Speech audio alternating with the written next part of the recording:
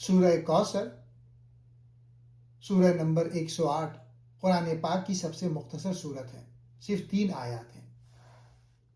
محمد اسد فرماتے ہیں کہ یہ صورت مکے کے ابتدائی دور میں نازل ہوئی۔ اس وقت نبی کریم صلی اللہ علیہ وآلہ وسلم کو بہت تکلیفیں تھیں۔ قریش کے لوگ تانا دیتے تھے۔ مکے کے سردار نبی صلی اللہ علیہ وآلہ وسلم کو ابتر کہتے تھے، کیونکہ آپ صلی اللہ علیہ وآلہ وسلم کے بیٹے وفات پا گئے تھے۔ ابتر مانے بے نسل، کاٹا ہوا ہے، یعنی آپ کا سلسلہ ختم ہو جائے گا اور کوئی یادگار نہیں رہے گی۔ اللہ تعالیٰ نے اس طعنے کے جواب میں یہ صورت نازل کی اور فرمایا، الکوثر کا مطلب ہے بہت زیادہ خیر اور برکت۔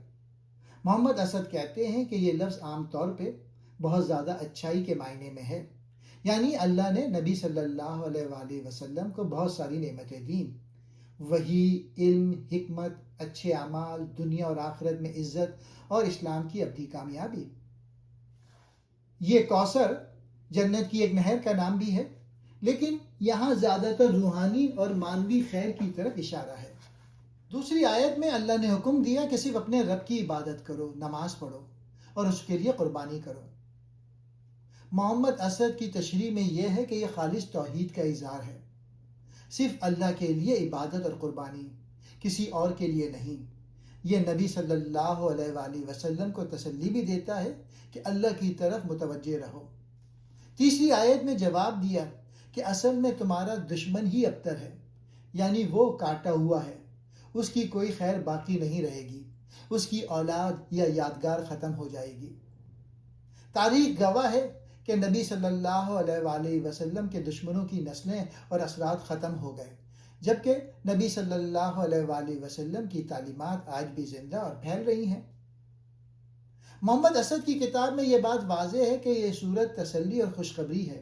یہ بتاتی ہے کہ دنیا کی نظر میں کامیابی اولاد یا مال نہیں، بلکہ اللہ کی طرف سے دی گئی خیر ہے۔ دشمنوں کے طعنوں کی پرواہ نہ کرو، اللہ نے تمہیں ایسی برکت دی ہے جو کبھی ختم نہیں ہوگی۔ ہمیشہ اللہ کی عبادت اور شکر ادا کرو۔ یہ صورت ہمیں سکھاتی ہے کہ حقیقی کامیابی اللہ کی نعمتوں میں ہے، نہ کہ لوگوں کی باتوں میں۔